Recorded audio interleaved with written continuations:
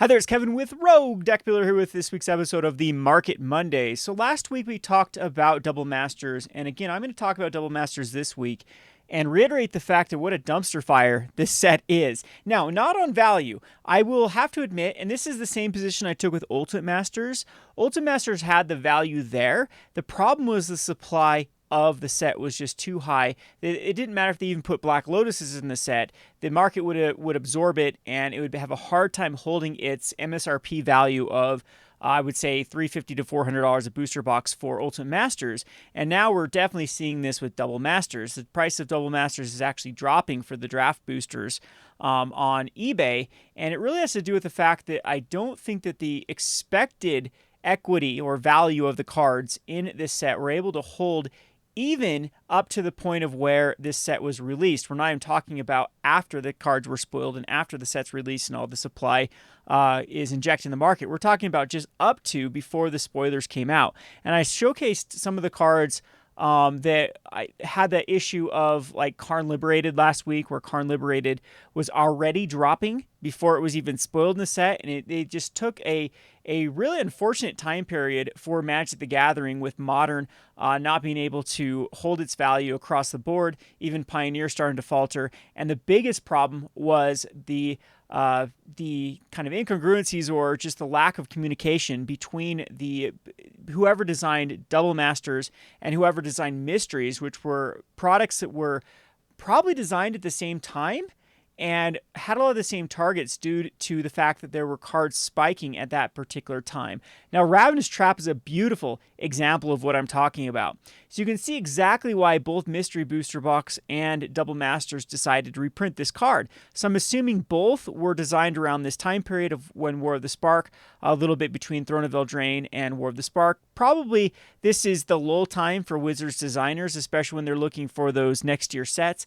And they got together in their teams and started to look for targets that they could reprint. And both of them came to the same conclusion. Ravenous Trap needs a reprint. However, Ravenous Trap was seeing a huge spike in play due to graveyard decks in Modern being more prevalent than they were before, and it was something you had to exile immediately. It's something you couldn't wait for, like your typical other graveyard hate with like even Rest in Peace or some of the other artifact hate cards that weren't instant speed. You needed something that was a trap card, was something that could instantly remove the graveyard to stop the Hogak threat. And so this card spiked up like crazy. It's an uncommon from Zendikar, so the supply is actually quite high for an uncommon from Zendikar. Zendikar is not that old in the scope of things, and it was a first set in a block, so it means it was drafted at a higher rate than the other ones. So commons and uncommons from this set are easier to hold and retain value than something that was out of like a second or third set back in the old 3-block sets that we used to draft.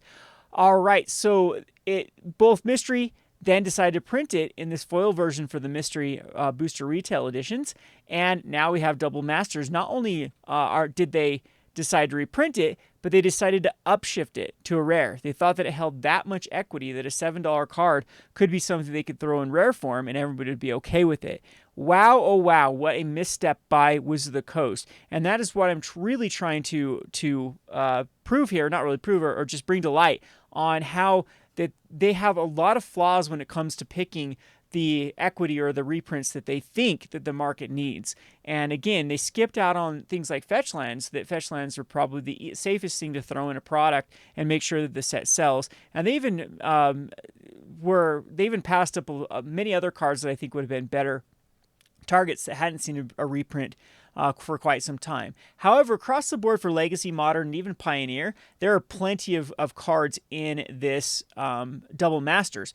Again, let me reiterate this for the umpteenth time, that I don't really have a problem with Double Masters. A lot of the cards that are printed in it, many of them like this Avacyn or like the Chrome Mox or even the Mox Opal, the Karns. Yeah, those are all expensive cards that definitely needed reprints and are great targets. The biggest issue is the price point and the timing. I think that both of them were just not the opportune time. We're right in the middle of the pandemic, so printing a master sets probably isn't the best idea. And second of all, we are in a slump for Modern, and we recently had another master sets with Ultimate Masters that really leveled off or was still falling in price before this one was dumped on us. So it was just a double whammy for Double Masters of the timing of the set. And this was my whole criticism for Ultimate Masters. A lot of people missed the boat when I was criticizing Ultimate Masters, where I wasn't complaining about the contents. I was complaining about the supply, and I was complaining about the way they did the reprints rather than the contents of the reprints. And this is exactly what I'm talking about from Double Masters. I have a very, very hard time of seeing this particular box be able to retain its value, both in the estimated value that you're going to be able to crack from the boxes, or the ability for this to be a product that's going to be able to be sold later on. Like, a lot of people buy sealed product in anticipation that they can sell it later on. And you might have whatever feelings you want for those type of people that flip booster boxes. Your game store is engaged in this. The big companies like Star City Games and Card Kingdom, they do the same thing. It's just a part of doing business, is you're investing in a product that is going to be hot later on. So I highly, highly warn against people that are thinking that they're going to be able to do this with Double Masters. Ultimate Masters, you had a little bit of window where it would actually be profitable to flip. I think that by the time that the set is fully spoiled now? I'm not even quite sure if it's fully spoiled, but by the time it enters into your hands, the buyer, I think that that ship will be sailed, and it's just going to continue to decrease and decrease and decrease in cost or in price for 6 to, I don't know, at this point, maybe even up to 2 years of how long these card prices will fall. Now, there's a little bit of silver lining for card prices, which isn't a good thing economically speaking, but it does seem to be that the rent forgiveness and the payroll protection and the overall stimulus packages are going to have a second wave now. I am not a fan of inflation. I'm not a fan of these big government spendings. And I think we're seeing across the board all goods are going up in value. I noticed this with my recent purchases. I have a lot of things on like Amazon Prime that are on subscription, like caffeine that I buy, different things that are usually buy on like a monthly basis or every couple months. I'm at the point in my life where I'm an old man. When my shoes wear out, I just buy the exact same shoes I had before. So I've gotten to like a habit of knowing the prices of these things. And I've noticed within the past couple months that even shoes and jeans and, like I said, my caffeine and fishing supplies, like all those have just skyrocketed on places like Amazon and places where I typically buy these things. So I'm thinking that rather than we're not seeing a hot market in Magic, which we normally don't see price increases in Magic the Gathering, even Commander during the summer months, what we see is Christmas, I would say fall, September all the way to March is usually the hot market for Magic the Gathering. And then you start to see everything kind of, when tax returns start tempering off, then you start seeing things go down in value until rinse and repeat every year. And this year we've seen hot prices all the way till now, so almost all the way to August for the Magic the Gathering singles market. And that really isn't something that happens normally. So I'm thinking that we're seeing inflation rather than the hot market, which is going to spell double disaster for Magic the Gathering once that whiplash happens and everything begins to balance out. So there are many other of these cards too, like Dualcaster Mage. This one makes you scratch your head with not only a jumpstart printing, but a commander. It had, look at these printings from, it had Arch Enemy Nicol Bolas. It had the Commander 2020. This was a hot card when it was first printed, I believe, in Commander, 2014? This is one of the big pre-sellers. Yeah, this thing was a big No. So it was before even Commander 22. When was the first time the sucker... Was this actually the first one in Eternal Masters? No. I don't know. It got to be Commander 2014, right? That's the time period of when this card was first released. But yeah, it was a decently... I remember this was a very anticipated card.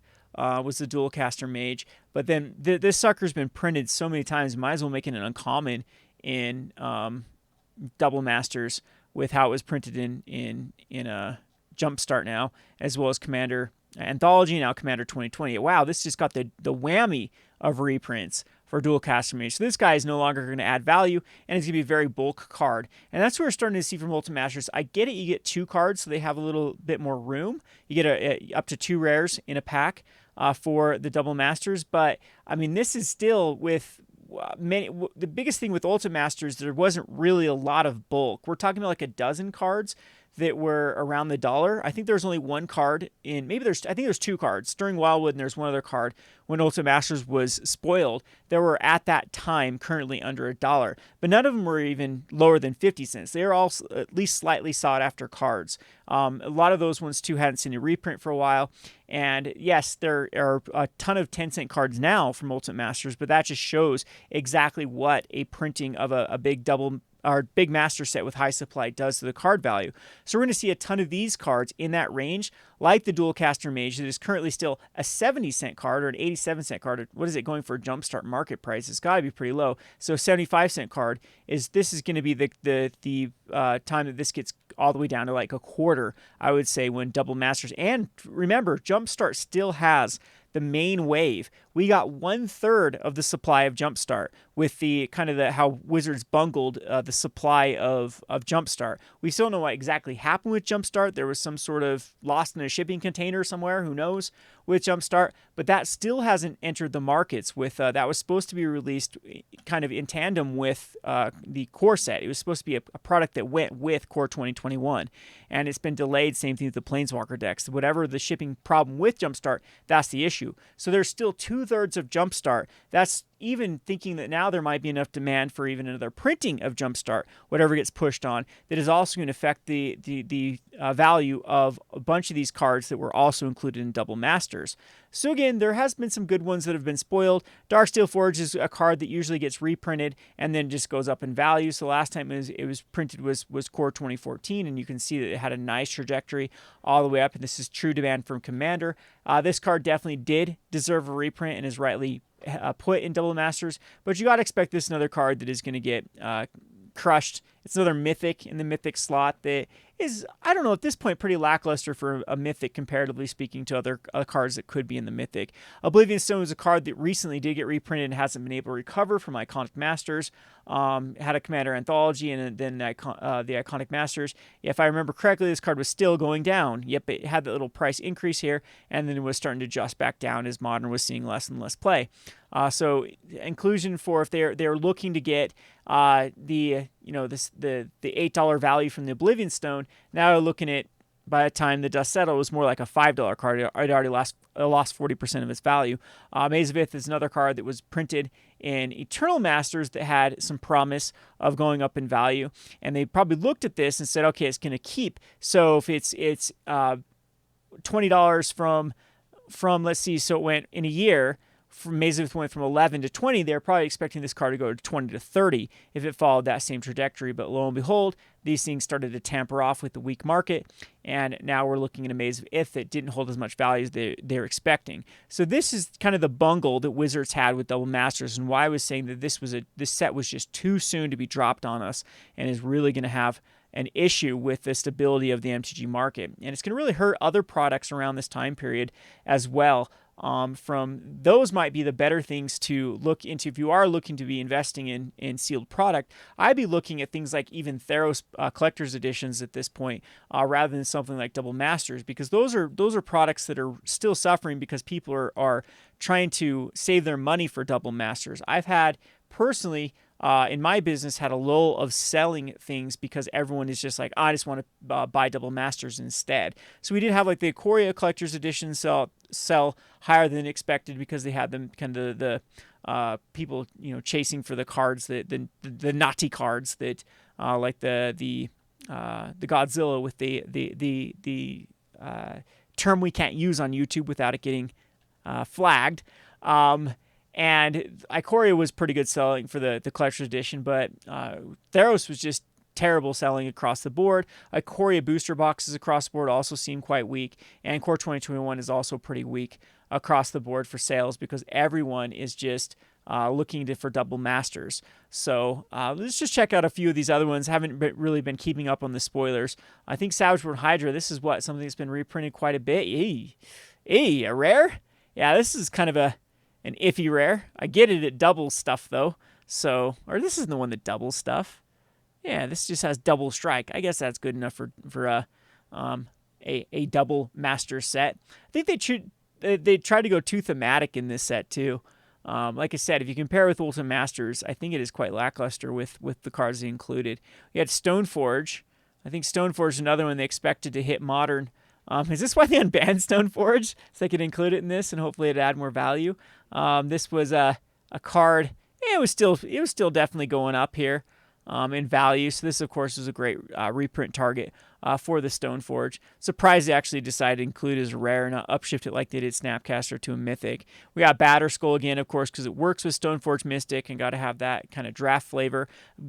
I think they focused too much on that, to be honest, with like a bunch of these cards that could occur together. Maybe you'll open up a pack with, since they have 2 slots, you have that God pack. Maybe they actually didn't even seed them. Maybe this isn't quite a truly random booster box where it's like Stoneforge Mystic and Batterskull are on the same kind of print sheet. And I apparently how you draft this set is you get to pick 2 of the first pick, so everyone can pick their 2 rares, and then it goes to normal drafting at that point. So possibly you could get that scenario where it's the feel-good scenario where you get Stoneforge Mystic and Batterskull. We'll have to wait and see if there is some kind of make you scratch your head seeding to where these 2 are paired together or not. I mean, that'd be kind of weird with one being a mythic and one being a rare, but possibly Stoneforge Mystic ends up being paired with some other equipment. I know there's swords in here or something like a lightning greaves. I don't know how they do it for draft formats with if it's truly going to be random or not. We've seen some weird runs in the past with cards showing up together when they definitely combo together in draft packs of the past. Other cards, though, that are now starting to get a bit too many printings. There's another one with Blood Moon that had a ton of printings right in a row. Same thing. It looked like it had some stability here when War of the Spark came out. It was actually trending up. Yeah, I'm still thinking that it had to be around July of last year when they're designing sets, looking at these trajectories, saying, okay, this looks like it pretty much is a reprintable target, being $19 now, be $25 by the time the set releases. People want a $25 card. They'll be asking for a $25 card. And lo and behold, it crushed down to $13, $14 even before it was spoiled. This card's going to get crushed. I'm looking at probably $7 to $8 Blood Moons. I believe Goblin Guide was missed in the last one, right? Yeah, this one is an okay one because they did miss it in the last couple printings, but it was still suffering from even the Modern Masters supply. This is just people hoarding boxes, and even Modern Masters 2017 slowly being creeped into the supply by people actually cracking boxes and that price going down.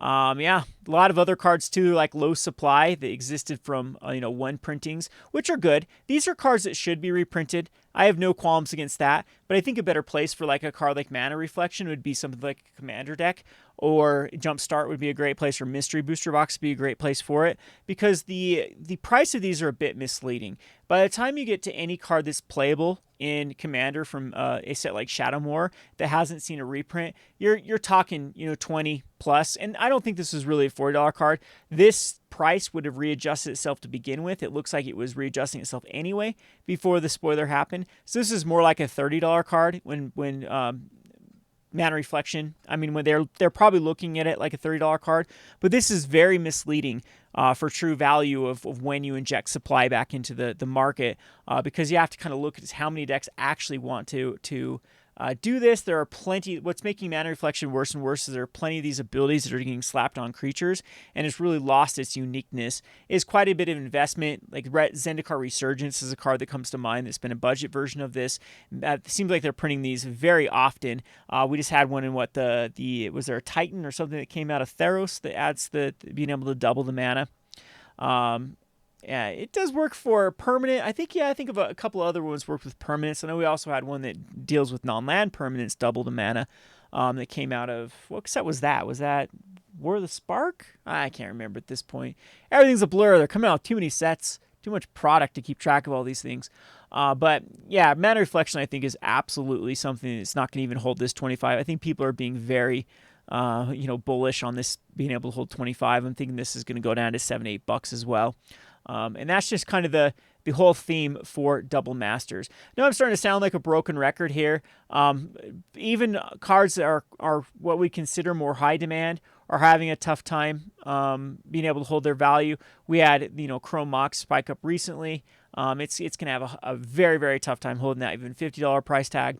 Death Shadow, another reprinting in Death Shadow. This will be a pretty sought after card for some of these alternate art ones. People are still a bit confused about some of the artwork. I'm not even a big fan of this Avison artwork. I think it just seems so bland. Let's just put bright colors on an angel and call it good. Talk about a trope. But maybe these will be able to hold value a little bit stronger than I suspect, but I actually don't suspect they will. When you make everything special, nothing becomes special. That's how the era that we're in. We saw a lot of layers, secret layers. Oh, this is a special version of it. It's going to hold its value. Nope, it goes down to about the same price as a regular version. We've seen collector's editions from Ikoria and Core 2021 have these full arts that actually are slightly. We're talking like maybe a 1.1 multiplier for price. So a 1.1 multiplier means the regular version is a $10 card, then the special version is $11 card. So the multiplier is not that great. Traditionally, in the past, you'd have a pretty decent foil multiplier of like something like a 1.4 and higher. That's what you really wanted to expect from foils. But now with collector's editions just really flooding the market with everything specialness, with secret layers being dropped, with plenty of other versions that already exist, these things have a harder time than their low baseline cost of the other versions of the cards. So yeah, interesting stuff in here. We'll have to wait and see how the market absorbs it, but I just think the supply is still very, very high. We've been allowed to order quite a bit of this, comparatively speaking to other master sets of the past. There have been times when I've only been able to get master sets from a main distributor. Not every one of them at least give me a little bit of piece of the pie. And there are rumors of another wave of draft boosters that are going to hit in mid-August. So what I've heard down the grapevine is that VIP packs are going to be a one and done. It's kind of like collector's editions that they just released that initial wave, but the draft boosters are going to have another printing that's about as large as the one that we're seeing right now, which when we were looking at the numbers, it seemed to be opposite of what we expected. We were allowed to order way more VIPs than we were able to get on the regular draft boosters, and there might have some sort of supply issues with the regular draft boosters as well, and the VIPs are just getting there early. So this quote-unquote second wave of draft boosters might not be a second wave, but the remainder of the first wave that should have been available at this time period. Just a little bit of speculation. It's really weird with the kind of the supply issues that Wizards is having. But if you're looking at things like sets that did sell well, Wizards has more often sided on the let's push more product out there than they have let's just do a one and done. So we're talking like Commander Ikoria that had some supply issues and had a massive reprinting. We're talking about Unsanctioned or the Throne of Eldraine gift boxes. I'm trying to think of a lot of some of these other products that have had a kind of strain on the supply initially and then have just got absolutely flooded with product later on. And we've seen that be more, it's more of the exception to the rule now if a product is a one and done. I'm surprised they didn't do some more Ikoria Collector's Edition, to be honest. However, there we go with that. If people did invest in Ikoria Collectors, there is going to be a massive wave of the blister packs that you normally see at like the Targets and Walmarts. They're going to enter the distribution line, so you're going to start seeing your local game store carry the Collector's Edition boosters from Ikoria. So that's another segment of the market that is going to get flooded and go down in value. So across the board, I think that's the name of the game. It's oversaturation of Magic the Gathering product. Yes, it's a win for some people that don't have the cards, but you got to remember this is a collectible card game. If you're paying $200 for a product, or in this case, Ultimate Masters, they wanted it to sell for $400 or $360. That's the price point that if they still had MSRPs, I would think that it's $360 was or $15 a booster pack is where they were shooting for. Collector's Edition, they're shooting for more on the lines of like $125. I know they're selling on eBay right now for $85, so the market's already worried about the absorption of it. They're not going to try to get margins for transparency's reasons. What your local game store is probably paying for VIPs is somewhere between 70 and 80, and what they're paying for booster boxes is around low 200s to 215, 220s, depending on their relationship with their distributors. So that gives you kind of a baseline for what they expect if you get their the normal markups, normal margins of going some the 40% margins on these things. You're looking at $360 for the booster, the draft boosters, and $130, $129.99 is what the price that I would assume is what they're looking for collectors. So it's definitely not hitting our VIPs. I guess they're not called collectors. So it's definitely not hitting the marks that even Wizards wanted them to hit. So again, a win for the little guy that gets to pay less for these cards, but kind of a catch-22. Yes, you get cheaper cards that are also worth less if you actually try to trade them or sell them. So you kind of get what you pay for, I guess would be the right analogy. So yeah, if you end up paying for, like, let's go back to Eternal Masters booster box. If you were paying full price for Eternal Masters booster box, you probably would have done well because those cards would have gained value over time. Whereas something like this product is going to have a very, very tough time. So you decide if it's good as a player, as a collector. Definitely not as someone that is trying to flip these or invest in these things. I'd avoid these at all costs. And as I mentioned before, I would be looking at those products that were overlooked, ones that everyone didn't get into. Maybe, have some supply left over, like Elves vs. Inventors or Gideon Spellbooks or Amonkhet bundles. Those are a few things that are still available to purchase at a reasonable amount of price that probably have a better chance of going up in value than something like Double Masters. That's my 2 cents for what it's worth. I know I've been all over the place with this particular video, but yeah, I think we'll keep an eye on Double Masters. I've been trying to keep up on my second channel. I'll do some more videos. Once the full set gets spoiled, that's where the real fun will happen. We'll watch these prices and see exactly where they end up. And I made a prediction on my video, and I actually think I was a little bit conservative on my estimations of where the prices were. I said a good rule of thumb was to take its 2-year low and do 65% of its 2-year low. So, for example, you look at like something like Goblin Guide, you come over here to its 2-year low. Well, it's at its 2-year low. Basically, you just get a 65% of its 2-year low, which puts it around $8. And that's probably the price that it's going to settle for when all is said and done with the Double Masters version. However, with the 2 cards per pack, with even more supply, we might be looking at a double decrease in the value as there's double cards in these packs. So maybe it goes down to maybe 35% or 30% value of its 2-year low. If that's the case, then it's gonna have a very, very tough time keeping up with that the expected value you'll get from either a VIP box or a draft booster. With that said, too, we have Zendikar that has now been, if people miss the announcements with Zendikar, there's going to be a billion products with Zendikar. There's commander decks that are coming out. Those are going to be intro commander decks, so whatever intro means, mostly reprints in those.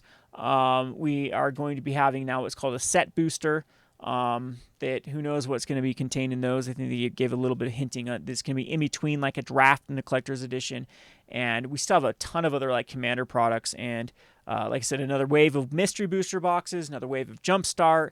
Unsanctioned just had another wave that was released. The Ikoria and the Throne of Eldraine blisters, probably the Theros blisters too, that are going to be coming off of shelves from like the big box stores like the Walmarts and Targets to be available more in like the local game store setting. And just the usual. It doesn't seem like they've been cutting products. They've just been adding to products, which is definitely not something I think the market can absorb. Hope you enjoyed this video. This has been Kevin with the Rogue Deck Builder. If you're interested in more of the financial aspect of things, you can definitely come check out my second channel, the Rogue Market. Also, a shameful self-promotion for our third channel, Gone Rogue Games. That's where Zach and I just kind of go whatever topic we want to talk about for kind of the local game stores or any product reviews and stuff like that. You can check out our Gone Rogue Game channels. I have it linked in my channel description, I believe. Anyway, this has been Kevin with the Rogue Deck Builder. Thanks for watching.